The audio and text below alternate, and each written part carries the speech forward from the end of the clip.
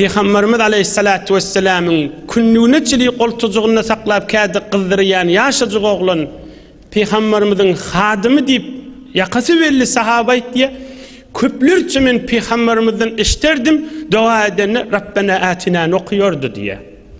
Ey cemaatler, ey yaş oğlanlar, siz hemmeniz şonu biliyorsunuz Rabbena atina. Rabbena atina fid dünya hasene. Hudaya senden dileyen şu dünyada bize kaviyini ver. İnne halal çörek, avrey, mehabbet, ihtiram şu dünyada kavuşla. Şu dünyada bize kaviyini ver. Neyme kavu olsa şonu ver diyeceği.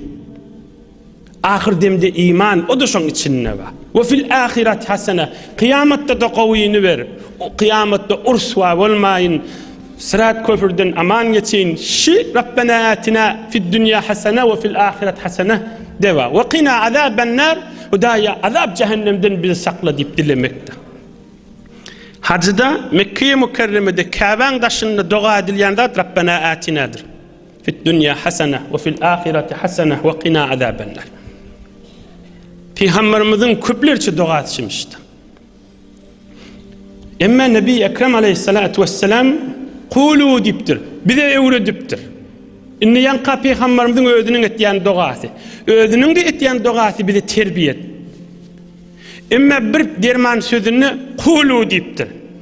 Ey Müslümanlar, şeytan Allah'tan dilen diptir. Hannahille. Allahümme estur avratina ve amin ravatina. Siz Türkmençe dua edin. Manası şey. Hudaya ayıp. Hudaya ayıplamız örtüklü olsun.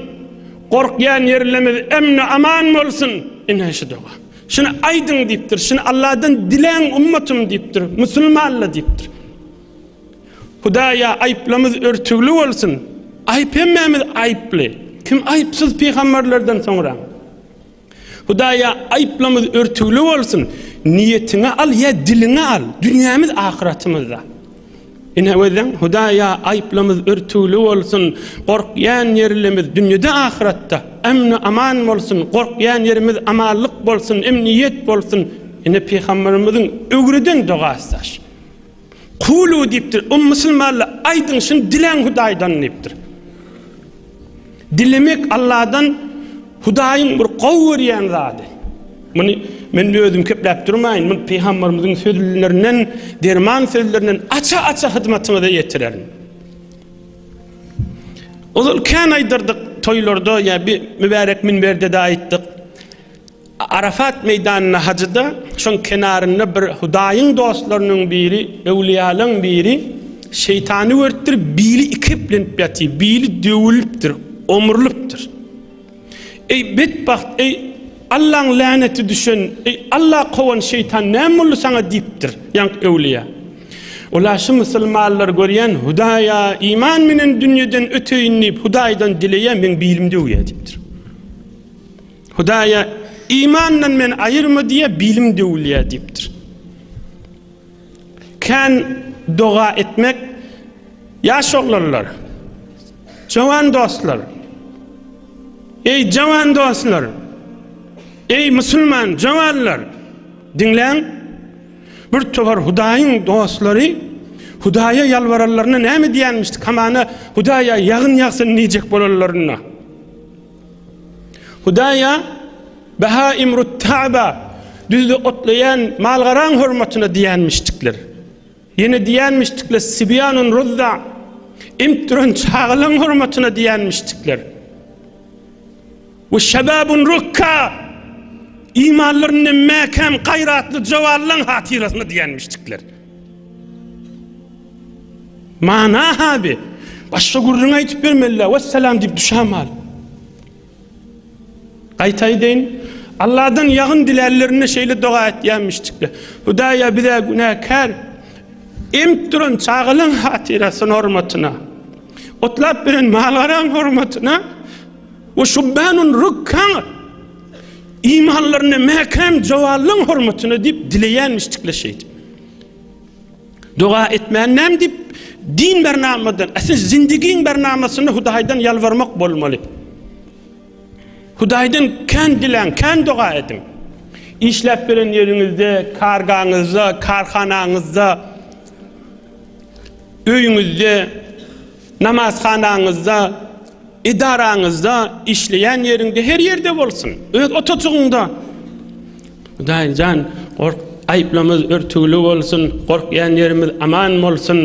Hasta azan tekbiriň arasynda, azan qamat we azan qamadyň arasynda dogalyň kabul bolýan wagty.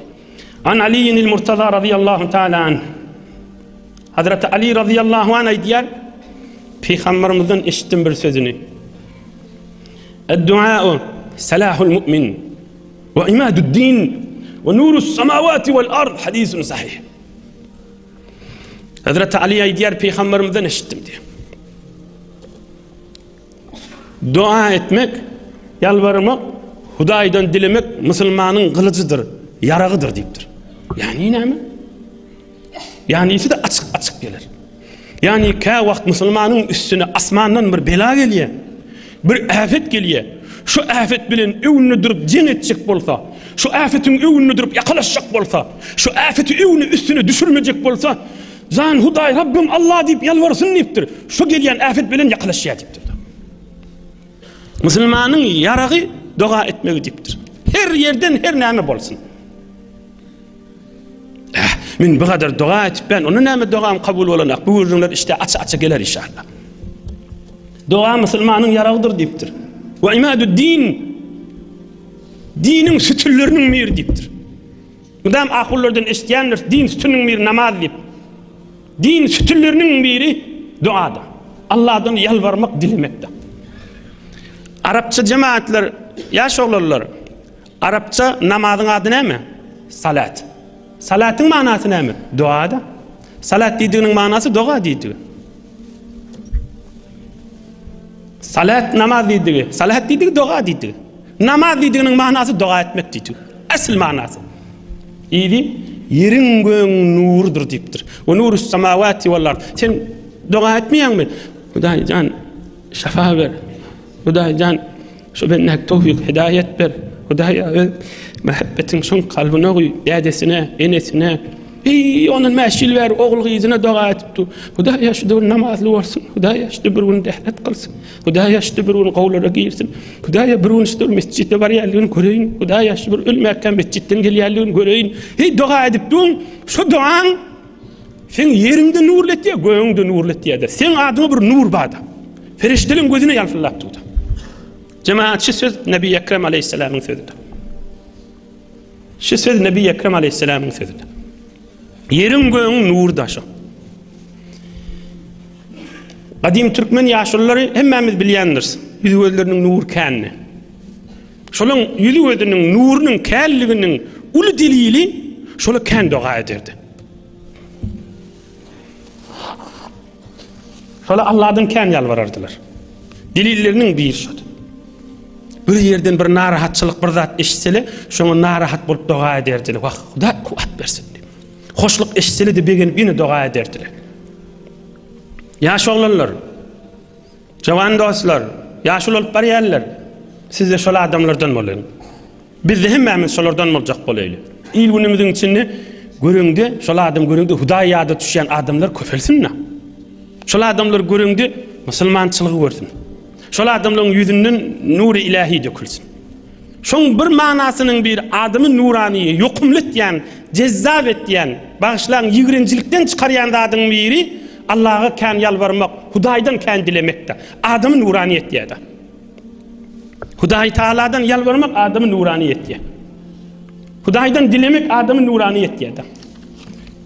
Bu arada ahirki sadece bu şu barada ahirki nädin? Namaz okaňyzda alham kul huvallah, ruku, secde, semiyallah, ettehiyyatu, Allahumme salli ala Muhammed. Namaz tökünni, salam berjek bolanda näme okuýan? Allahumma gfirli. Salam berjek bolanda ibadetim tökünni inni Allah'dan yalvaryp oturýanda. Dogaň iň muhimdigi daşa. Munden aňyrda bir sadylyk düşündirir ýal näme aýtmaly? Namazyň özü 2 rekat okuy, 3 rekat okuy, 4 rekat okuy, 8 rekat okuy, her näçe okuy. 2 rekat salam vermen 8 rekat okuyan bolýar nefil namazda. Yapşırıp barýar. Emme salam berjek bolsa Allah'ım mağfirli okuyor. Ya Rabbena atina okuyandır. İnne salam berjek namazdan çıkacak. Çıkmaka Hudaýa bir yalvar qalýada. Hudaýa meni we en atamy we musulmanlar mağfiret et. Yoksa sen şayet ödünü diýdin, men güýjüm mami Hudaýa hemme musulmanlar mağfiret et diýer ýaly. Berde öz aramızda gurulmasak şayet şey diýdik. Ve Allahümme mağfirli ve li valideyye ve li ustaziyye ve li cemiyel mu'minine vel mu'minat. Hudaýa hemme musulmanlaryň günäsini geç. El ahyai minhum vel amwat. Ölüp giden we diri musulmanlaryň hemmesiniň günäsini geç diýip Allahdan diläpdiň. Yoksa men güýjüm mam o jürek Hudaýdan hemme musulmanlaryň günälerini diläp ötýän diýer ýaly. Yok sen wezifeň, sen nuruň, sen izzatyň, sen imanyň azamaty da şu. Şu salam vermäken Hudaýyň huzurundan çıkmakan yalvarıp çıkýanda. Mundan arda näme misal bolmaz. Ine salam verdin, salam berenden soň ine bismillah. Suwuňdy içip bilýän, töwreňde gözläp bilýän, kepläp de bilýän. Salam verdin namazdan çykdyň da. Yani salam vermäken Rabbena atina ya Allah mağfirlin oky qalýanda. Aslan ştada tökütmeli şuur. Nebi Ekrem aleyhissalatu vesselam aýdypdyr. Ed-du'a yenfa'u mimma nazala ve mimma lem yenzil. Ed-du'a yenfa'u mimma nazala ve mimma lem yenzil. Fa'aleykum ibadallah bid-du'a ravahul hakim. Nebi Ekrem Resulullah aleyhissalatu vesselam aýdypdyr. Ey ummatym diýipdir. Can Hudaý diýip Hudaýdan dileýän üstüňe bir zat gelse de sana şu dua peýdasy bar. Üstüňe gelmedik afete de peýdasy bar. Şu üstüňe gelip düşen bolsa da şu peýdasy bar. Agyryt musibet düşüpdir şonuň üstüne. Şu dua edýärdi. Şoňa da peýdasy bar. Musibet düşmedik de bolsa peýdasy bar. Musibet gelýän bolsa da şoňa peýdasy bar. Halha yollu musibet üstüne gaşyn gelýär ine yetjek. Şo da duasy şoňa da peýdasy bar diýipdir. Ine cemaatçylar Nebi Ekrem aleyhissalamyň derman sesi. Şular Resulullah janyň sesi. Tökötüpdirmi şey diýip tökötmendir. Fa aleykum ibadallah bid-du'a. Allah'ın bendeleri Hudaýa yalvarın, dua qaýym ýapşyň diýipdir. Ay men näçe ýyl dua etdim, duam kabul bolmady da diýama. Onu inşallah alan açarım. Dua düşene düşmedi. Üstüne musibet düşüpdir düşmendir. Her ýagdaý duaň peýdasy bar. Dua peýdasy däl. Dünýesinde, ahiretinde musibet düşüpdir. Duaň näme peýdasy bar onda? Ka wagt bir sadaca açıklaýyn. Ka wagt bir adama jemaatda bir narahaty düşýär. Şu narahatyň daşyndan gözleýändi adam jydar ýalylla. Bu bir hakykat zat. Ol musibet düşüpdir. Onu da şu tarap yürüğü cahili ya günlüğün cahillaşıptı. Näme diýip? Ya doğa, hayır doğa şoňa käne dilipdir ya öýdi zol yalvarıpdy Hudaý Taala'dan. Musibet düşüli üstüne. Ýöne yürüğüniň bir giňligi bar. Hudaýa şükür men ýürüğüm cahil ýa. Şu doaň eserda şu. Häzir şu dünýädäki eseri. Dinleň. Kana Qutayba يدخل المسجد في الصخور رافعا يديه حتى يبكي ويبكي من حوله من القادة. İmam Azam Ebu Hanife mezhep başymyz şonuň ustadlarynyň döwründe Kabul fetih bolýar. Afganistanyň Kabul. Şonda musulmanlaryň eline düşýär. Şol serleşgeri, şo musulmanlaryň goşun sürtdir onuň ady Qutayba. Sep tutupdyr Kabul'a girişmeli. O häzir musulman bolanakda Kabul. Sep tutupdyrlar. Oňa bir serleşger bu goşun sürýän darkýan momul olan goşunyň adamsy eken. Oňa şu taýda namaz okuyan ýerleri barmyşdyk. Şu tak girip yalvarıp ağlap ýanyňky ulukon ol jeň meýdanyny derejeli adamlaryň hemmesi ağlap amin diýip can Hudaý açaýly, can Hudaý şunu açylsyn, can Hudaý kömek ber. Ine jeň meýdany ýerjek bolupdy. Cennetin gapsy açyljak, ferişteler geljek, ruhlar saçyljak o meýdanda.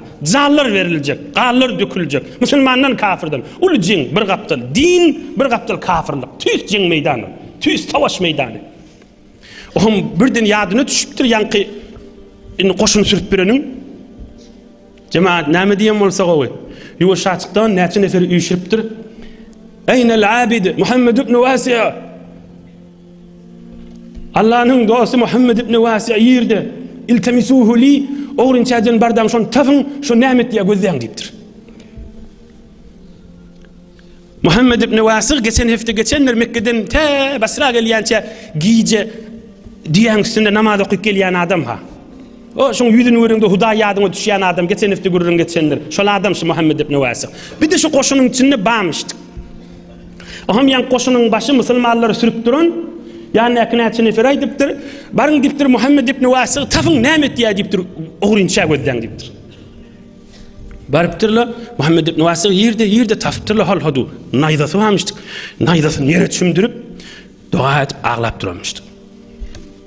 Feraca'u ila Kutaybe bil haber fenada ebşiru bin nasr ve kâle vallahi'llezî la ilahe illahu la isba'u Muhammed ibn Vasi'a hayrun min 100.000 seyfin şehir ve min 100.000 şâbbin tarir. Ham gelip aydıptırlar. Allah'ın dostu Muhammed ibn Vasi'yi gördük deyiptirler. Naydasını yere çümdürüp, naydasına yalvarıp, Hudaya kömek ver, şu yurtta adan çekilsin, şu yurt. İman veriyorsun deyip, dua edip dudu deyiptirler. Kutaybe, yan koşunun başı, adamları uyuşturuptur, cemaat bu uşluk buğun açıl yer deyiptir, Kabul deyiptir. Allah bilen and içiyen deyiptir. Şu Muhammed ibn Vasi'nin barmakları var, Allah'dan dilek du deyiptir. 100.000 kesir kılıçtanına güycüken, 100.000 böküp duran jovan oğlanlarına güycüken deyiptir. İnşallah açılıyor deyiptir. Öyleni okuyup ceng meydanı girýärler. Cemaatler. Öyleni okuyup ceng meydanı girýärler. İkindi namazın azanını Kabul'un içinde çekýärler de, fethetýärler de. Öyleni okuyup ceng meydan, savaş meydanı girýärler. İkindinin azanını Kabul'un içinde çekýärler de, feth bolýar. Allah'dan yalvarmagyň manaları şu. Yani aydıp bariyas her gaysını altın su bilen näle cennet su bilen waraklara kağılara yazıp koyup bollu hadir inniki hefte onay ders bollu hadir inniki hefte onay ders deyip hak hormatını etjek bolsaň aşa etmeli ýöne bariyas da aydyp.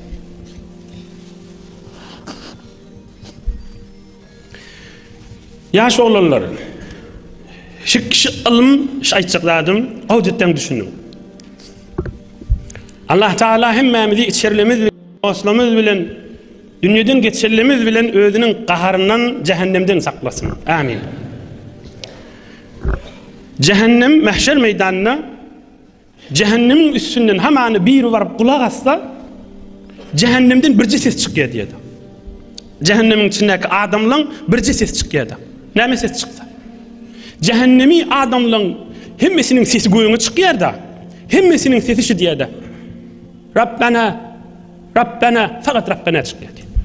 Can Hudayımız, ya da ya Rabbi, ya Rabbi, ya Rabbi, yanktu sonu gıygır ya diyor. Ya da Allahümme, evde yok, iyide yok. Cehennemden çıkıyan sesleşilir da. Ne deyip beyle oluyor? Sonra şu dünyada Rabbena diyemenirler. Sonra şu dünyada Allahümme diyemenirler. Sonra şu dünyada ya Rabbi diyemenirler. O zaman cehenneme varanı inni gıygır diyevetiydi. Ya Rabbi. Ya Rabbi, ya Rabbena, Allahümme, aslında Rabbena diyemenler şu dünyada. Can Hudayım deyip bir yedek yalvarmanlar. Nebi Ekrem aleyhissalatu vesselam aytti ki, yalvarsan boş gitmeyen dedi. Bir kov adam, mehriban adam, yalvaranda onun boş gitmeyen mehriban adam yerde Erhamur Rahimin, Halik, Allah-u Zülcelal yerde. İnnellezîne yestekbirûne an ibadeti seyedhulûne cehenneme dâhilin. Hud Kur'an-ı Kerim'de var. Dua etmeyen giderler badır cehennemde dua edecekler Rabbena deyip de. Kur'an'ın maddeliydim. İnnellezîne yestekbirûne an ibadeti seyedhulûne cehenneme dâhilin. Cehennemde Rabbena diyecekler diye. Rabbena atina ya da Hudaya ya Rabbim eyem ayıplım örtülü olsun korkyan yerlim emni aman olsun Allah'dan dilemekte. Ondan gururun oldu onun hemen bir neçe dualar 40 yıl ver dua et ben kabul olana. Dua et ben ne? Aslında palani var men hakimi ben zalim men mazlum men hakimi iyilin. O keyfit gülüp kesip ben aslında gülemek. 40 yıl yani 40 yıl mı? İnsanın hemmesine göre 40 yıl mı? İmanına näme zerer vereceksen? İmanına zerer verme. Kıyamet gün 400 yıl, 400 yıl, 400 yıl, ebed bak. 40 yıl, 50 yıl, ağzını doldurma. Hiç de dakim 40 yıl geçenden sonra. 50 yaşan adamdan sonra 40 yılın necire geçirdin diye 10 yaşından ben. Anlayayım merim gözledim geçti diye. 60 yaş adamdan sonra 50 yılın necire geçirdin diye necire geçirenin bilemek diye. Ahiretine gözün mekantik. Mahtumul işan şundan çürüyüm näme diye. Kıyamattan bir söz dedim bayakta. Odurlu kıyamattan kan aydanların niye? Qaraw bardır yersiz urulan tayakta. Zalimler, horvalar, qalar ayakta. Garip sen ağlama şiirdek bolur sende. Eziyet berilýän, vurulýan ağlama dipdir. İşte içkin sen padşah boljak mahşer meydanına. Yani kıyamatda şeyle. Gözdeş dipdir. Garip sen ağlama şiirdek bolur sen. Eziyet berilýän, gününe ağlak geçirýän, mıdam hem sayasından, ya en atasından, ya erhileyinden, ya oğul gıydından, ya reisinden, ya şagirdinden her yerden bolsun. Mıdam azaçyk kesbede fakir. Sen ağlama şiirdek bolursun. Padşah boljaksan kıyamet gününde. O da o niçe yıl ebed sen padşah. İmanına mekan bol. Eleysallahu bi ahkamil hakimin. Eleysallahu bi ahkamil hakimin. Eleysallahu bi ahkamil hakimin. Bela ve ana ala zalika mineşşahidin. Hudaýdan ýokarda hükmetýän boljakmy? Hudaýdan ýokarda hükmetýän bolmaz, Allah'da hükmetýärleň başy we Allah hakymdyr. Hiç sap boş gitmez. Hazreti Sa'da Peygamberimiz dua edipdir. Hudaýa şu saat her açan dua etse duasyny kabul et dipdir. Yani Hazreti Sa'd bir adamlardanmışdyk. Hudaýa diýdi duasy kabul bolýarmışdy. Bir gün Mekke'ye Mükerreme'ye gelipdir. Dinlen okuýan. Waqad kuffa basaruhu. Gözü de ya şu wagt kör bolupdyr ya hewre ağrıýanmışdyk gözü. Ve ja'ahu'n nas yahraun ileyh. Adamlar çok gelipdirler Hazreti Sa'd'ın yanına. Her kim aýtýarmışdyk, sen bir duasy kabul edip, falan zat barada dua et. O bir aýtýarmışdyk, ben de falan zat barada dua et. O aýtypdylar, hemmemiň hakkymyzda dua et. Näme duasy kabul edip, munden her kim dil aýtýan bolmaly dua et, bir ýalvar Hudaýdan diýip. يقول قارئ أهل مكة فأتيته فعرفني فقلت يا عمي أنت تدعو للناس فلو دعوت لنفسك فرد الله تعالى عليك بصرك. Ahım bir Mekke-i Mükerreme'nin bir qarisi varmıştık. Yoşaçıktan bardım diye meni tanıydı diye Hazreti Sa'd. Men aytdım diye, ey Sa'd halkı dua et. Dun özünden çürüm yalvar Hudaý gözüne şefa versin na diýdim diye. Göz iň näzik ıncık adamın bir muhim yeri. Allah'dan dile açılsın gözün diýdim diye. Hazreti Sa'd näme diýdi diye. Fetebesseme. Yılzarıptır. Çaladı gülüptür. Ve kâle ya bunayya qadâullâhi teâlâ indi ahsenu min basari. Qadâullâhi teâlâ indi ahsenu min basari. Ey üstüme afet düşüptür. Allah'ın emrine razı gözlü olanımdan şu Hudaýyň emrine razı bolup duranım özüme süýjü gelýärdir. Yani näme? Yani dua etmeli. Dua etmeli. Halkdan şimdi dua edýär. Özünden şimdi kan yerde dua eden yeri var. Şunu sana bana ders verecek bolýar. Bir neçe yerde häzir duaň kabul bolmasa, şu duaň kıyamet günü kalsa o tadı ulu derece verilýärdi. Ama adam diýjek, Hudaýa binäme ulu derece diýjek. Onne sen falan dua bay yalvardyň şu dünýede sana berilmedi. Şolun padaşy inne ahiretde berilipdi diýip. On bu adam aýtjak, ya Rabbi, bizire ulu derece bolýan bolsa men bir hiç duamy kabul etmerdiň da, hemmesini ştak goýardym, tamen taýda padşah bolaryn ýalyjak. Allah'ın yanına boş gitme dahim. Sen Hudaý diýip yalvarmaly, yeni boş aýtmaly. Bolma dahim ol. Ol Erhamur Rahiminiň gafsy. Ol Rahmanur Rahiminiň gafsy. Indi bir taqriban bir gurrun açyk bolýar, yalvarmak, dua etmek. Şayet yeni de bir tofarly sorak etsin. Men dua edip bilmeýänlisin hamanada. Ya özüm bolmaýa başaramak diýsin. Evvela başarmaly, o gurruna açyk geçdiýär. Onu da bir zat barmy duaň yerini tutýan bolsun. Şu dua etdiginiň sogabyny alýan bolsun. Ba dua etmeň yerini tutýan zat bar. Bu mahal onu kamil okuysam vakt kan geçecek. Yani hazırçık sadece manasını aydın. Bir gün Peygamberimiz Aleyhissalatu vesselam'a inşallah yanlışmasam Hazreti Ebu Zer şayet de başka sahabe olsun. Ya Resulallah dua edem de dinlen. Yalvaram da. Mesela men 4 dakika dua edecek. Şon 1 dakikasını salavat okuysam 3 dakikasını dua etsem nahilli diptir. Ol bir qawdat. Onu men 3'ten 2'sini salavat etsem. Yani yarısın salavat okuyacak duamı. Allahümme namazdaki salavat. Allahümme salli ala Muhammed ve ala ali Muhammed kema salleyte ala İbrahim edip İbrahim Peygamber'de salavat okuyacak. Yoksa da başka her salavati ki ahuncarlarınızdan öğrenip dursunuz ya okap bilyen. Onu men 4 dakika hemen dua edecek de mesela şudursun salavat okuysam neyme deyiptir. Men fakat Allahümme salli ala Muhammed ve ala ali Muhammed. Yine de Allahümme barik ala Muhammed ve ala ali Muhammed. Yine de Allahümme salli ala Muhammed ve ala ali Muhammed. O ham Nebi Ekrem aleyhisselam neyme deyiptir. Duan şudursun salavat istene deyiptir. Dünyanı da olur, ahiretini de olur deyiptir. Hemen men dua etmeye çekinyen ya bir vakt bolmaya ya her neyme yağda yüreğinden aylayan olsun. Dinle. Allahümme salli ala Muhammed ve ala ali Muhammed. Allahümme barik ala Muhammed ve ala ali Muhammed. Salavat okuyan olsan sen dua etyen adamların içinde de. Resulullah cana salam salavat uğratyan olsan sen dua etyenlerin içinde de. Nebi Ekrem aleyhissalatu vesselam'a salavat okuyan olsan sen dua etyenlerin içinde de. Mena dua edemek deyip görme. Salavat okuyan olsan dua etyenlerin de kovsunun içindesin. Yalvarıyenlerin de kovsunun içinde de.